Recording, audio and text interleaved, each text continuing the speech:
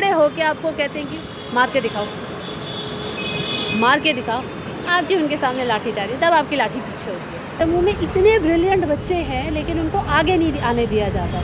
I don't know, because of nepotism, favouritism, cronyism, whatever. हमारे साथ 144 है, लॉ सिर्फ हम पे लागू होते हैं, बाकियों पे तो लागू होते ही नहीं है। मंत्रियों की गाड़ियों के साथ 144 नहीं चलेगा, 144 चलेगा आपके साथ, मेरे साथ, इनके साथ, हम सबके साथ 144 चलेगा। लेकिन जब यहाँ टायर जल रहे थे तब कोई लाठीचार्ज चला था? तब किसी भी वर्दी वाले भाई की हिम्मत हुई बोलने की कि जनाब बीच रोड पे टायर मत चलाइए? क्यों नहीं बोला? तब कहाँ थे आपके लॉस? प्रधानमंत्री का ही क्रॉस करके मैं जब जाती एकदम से लाइट चली गई, उस बच्चे ने अपने टॉर्च की लाइट ऑन करके किया, पढ़ने लग गया। तो एक सेक्शन जो बोलती नहीं है, आपकी इज्जत करती है, आप उस पर लाठी चलाते हैं, और जो बेबाक होके खड़े होके आपको कहते हैं कि मार के दिखाओ, मार के दिखाओ, आप जी उनके सामने लाठी चार्ज, तब आपकी लाठी पीछे होती है। आज जम्मू में इतने मसले हैं, इतने मसले हैं, इतने मसले हैं कि आप जिस मसले को हाथ लगाओ तभी कहोगे तौबा तौबा, ये न जाने कितने सालों से चलता आ रहा है, न जाने और कितने साल चलेगा। पर सबसे बड़ी बात ये है कि पोल पट्टियाँ खुलती रहती हैं, बारिश होएगी, अब बारिश तो हर साल होती है, हर साल पोल पट्टी खुलती है जम्मू म्यूनसिपल कॉर्पोरेशन की। दूसरी सबसे बड़ी बात, हाँ कुछ नया हुआ है तो वो सिर्फ ये है कि 144 धारा लगी है, वो भी पुल पे, इससे पहले कभी नहीं लगी बट अब लगी है, और वो कुछ नया है, वो आपके लिए भी फ़ायदेमंद है या नहीं है वो तो आप बताइए। और सबसे बड़ा सवाल ये निशान ये है कि इस समय आम जनता के लिए परेशानियाँ बढ़ रही हैं। अभी भी कोई सर्दी का मौसम नहीं आया है, गर्मियाँ अभी भी चल रही हैं, और आपके घर में बिजली हो ना हो, अलग अलग जगहों पर बिजली इतनी है कि आप बस वहाँ का चकाचौंध देखिए, अपनी आंखों में सजाइए, फ़ोटोज़ क्लिक कीजिए, इंस्टाग्राम पे डालिए, फेसबुक पे डालिए, पर हाँ आपके घर में उसका कोई फ़ायदा होगा नहीं। अब आप यहाँ पे देखने की कोशिश करते हैं कि क्या स्मार्ट सिटी का प्रोजेक्ट असल में लोगों को स्मार्ट बना पाया है या खुद ही अपने आप को स्मार्ट बना रहा है, अब ये जानने की कोशिश करते हैं। एडवोकेट अना दुरानी इस समय मेरे साथ में मौजूद हैं, बातचीत करते हैं, कई मसले हैं, कई मसलों पर बातचीत करेंगे, पर सबसे पहले शुरुआत करेंगे स्मार्ट सिटी से। मैम पहले तो आपका बहुत बहुत स्वागत है। सबसे ज़्यादा आगे किसने बोला 144 को लेकर? वो आपने बोला, मुझे लगता है या सिर्फ आपको पता है या किसी और को पता ही नहीं है? नहीं, सारे एडवोकेट्स को पता है, पूरी जनता को पता है। सिर्फ इतना है कि जो ये मसला था छुट्टी का, महाराजा हरि सिंह जी के बर्थ एनिवर्सरी का, हम ऐसा होता है कि we have to preserve a culture, और जब पहले जो कल्चर्स प्रिजर्व हुए तब हमें पता चला है, जब हम प्रिजर्व करेंगे तब आके पता चलेगा, राइट। महाराष्ट्र में I have spent a considerable time in Maharashtra, 15 साल ऑलमोस्ट। तो वहाँ फेब 19 की छुट्टी होती है शिवाजी जयंती की, because it's a matter of respect. अब यहाँ 2019 में मैं जब वापस आई तो मैंने देखा कि यहाँ प्रोटेस्ट चल रहा है बाई युवा राजपूत सभा, और बाकी लोग भी इंक्लूड हो गए। अब मुझे हैरानी इस बात की हुई कि जब ऑलरेडी रेजोल्यूशन पास हो चुका है कि हम आपको छुट्टी देंगे, तो दे क्यों नहीं रहे? What is the deadline? 2019, 2020, 2021 या 2022? और 2022 में लेट्स कॉल इट एरिया 144, क्योंकि I really like this term, area 144 तभी पुल की। तो हमारा जो एरिया 144 है, वहाँ मेरे युवा राजपूत सभा के सारे भाई बैठे हुए थे, तो उन पर 144 लगा दिया और पुलिस जमा हो गई और ऑर्डर निकला। जब ऑर्डर निकला मैंने पढ़ा, उसमें था कि 2 months और ब्रैकेट पे था 3 month, 3 लिखा हुआ था, जबकि हमारे कानून में सिर्फ लिखा हुआ है 2 months, ठीक है। तो 1 point is invalid, 2nd point is in pull in and around area. तो क्या आप वो पेरीमीटर डिफाइन कीजिए ना, क्योंकि जम्मू का एरिया है ही कितना, ये दिल्ली नहीं है जहाँ सड़कों तक किलोमीटर तक सड़कें फैली हुई हैं, ये बहुत ही कम एरिया में है।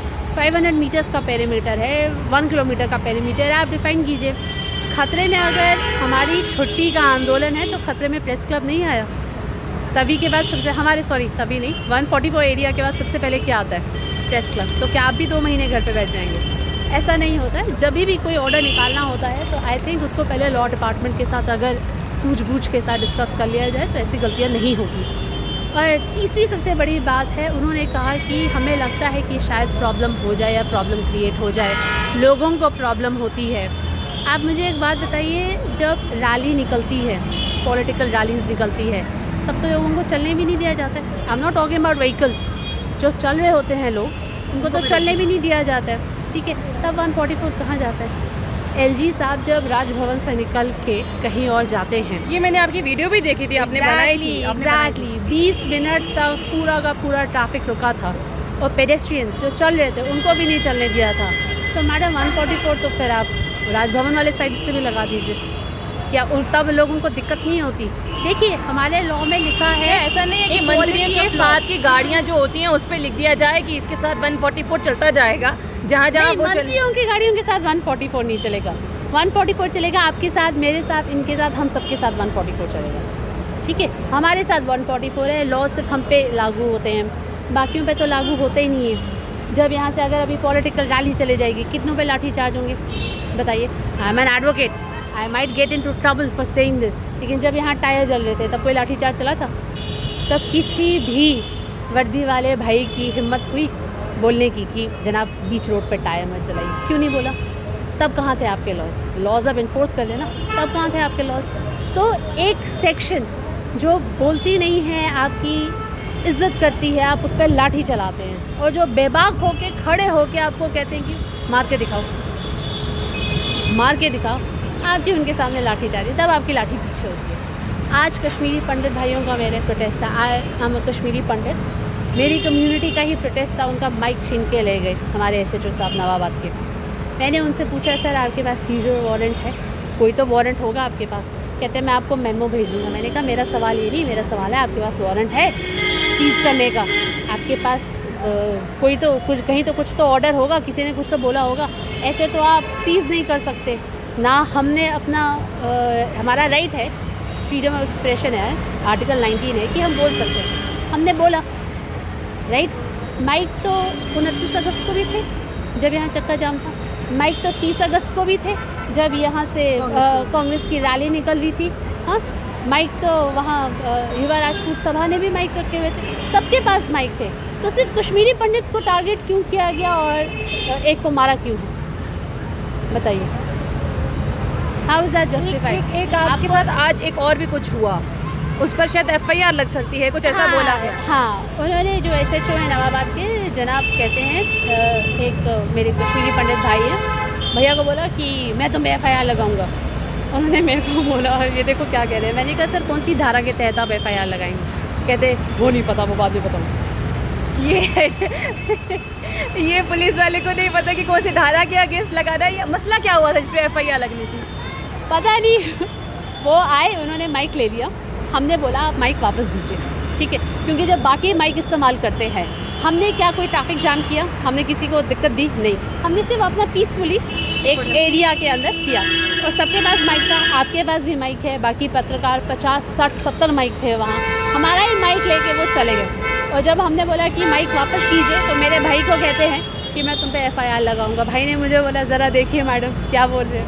मैंने कहा कि भाई आप किस धारा के तहत FIR लगाएंगे? कहते मुझे नहीं पता, बाद में बताऊँगा। मैंने कहा ठीक है। एक आपका है कि आप जहाँ भी आपको कुछ गलत लगता है आप वीडियो बना लेते हैं, फ़ोटो क्लिक कर लेते हैं। अभी तक कितनी फैंसी लाइट्स की फ़ोटो क्लिक की है और उसके बाद में फ़ोटो दिखाई है कि भैया देखो देखो यहाँ पे फैंसी लाइट चल रहा है, मेरे घर पे लाइट नहीं है। मैम मैं आपको एक चीज़ बताती हूँ, we all have fundamental rights, ठीक है। कॉन्स्टिट्यूशन में कहा जाता है फंडामेंटल ड्यूटीज़। हम सारे पढ़े लिखे हैं, सब ने 12वीं तक किया है। क्या आपने वो 12 साल के पैसे जो आपने खर्च किए अपनी एजुकेशन पे, आर यू जस्टिफाइंग दैट?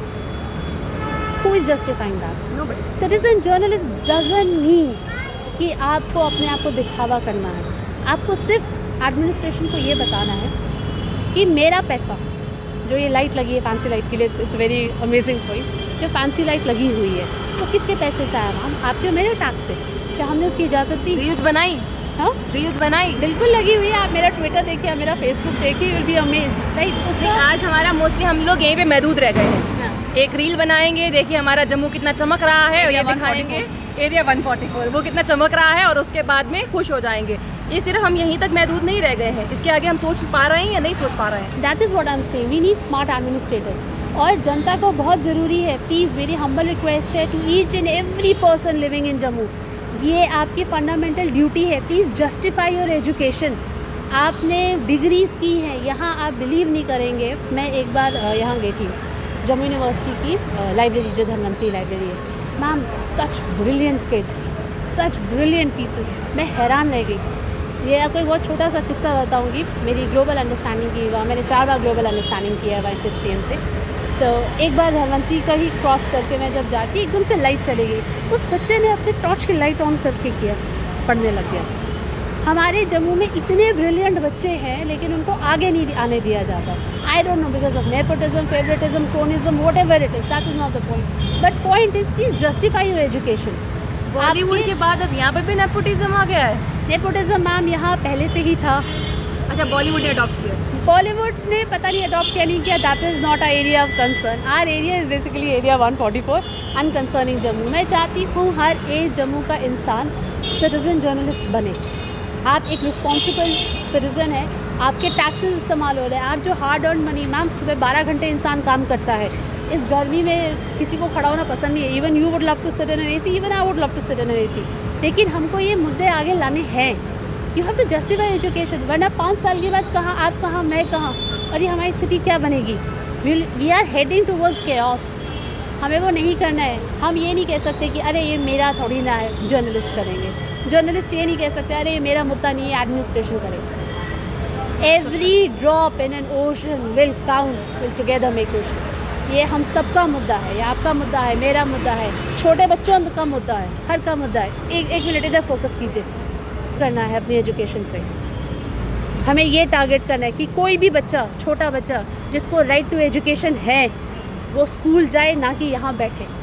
हमारा ये मुद्दा है. 12 साल हम पढ़ाई करते हैं, फिर ग्रेजुएशन की डिग्री लेते हैं, फिर पोस्ट ग्रेजुएशन की डिग्री लेते हैं, राइट. उसके बाद कभी कोई एग्ज़ाम पास करने की कोशिश करते हैं, या फिर डॉक्टर बनते हैं, इंजीनियर बनते हैं, एडवोकेट बनते हैं. किस लिए? ताकि हम पैसे कमा सकें, खा सकें. लेकिन जो आपने इतनी एजुकेशन, तालीम हासिल की है, वो आप जस्टिफाई कब करोगे फिर? बहुत बढ़िया बात मैम, बहुत बहुत शुक्रिया आपका हमारे साथ जुड़ने के लिए. तो एक कहीं ना कहीं बहुत बढ़िया बात कही है कि आप कुछ भी पढ़ रहे हैं, ज़रूरी नहीं है कि आपने अगर इंजीनियरिंग की है तो आप कुछ और नहीं बात कर सकते. जो भी आप पढ़ रहे हैं उसके अकॉर्डिंगली जो भी आपको लगता है कि गलत हो रहा है उस पर बात उठाइए. मैम को जहाँ पर लगा, जैसे मैम एग्जांपल ले रही हूँ मैं मैम का ही, कि आर्टिकल जो ये CRPC का 144 यहाँ पर लगा, मैम को लगा गलत है, मैम ने बोला.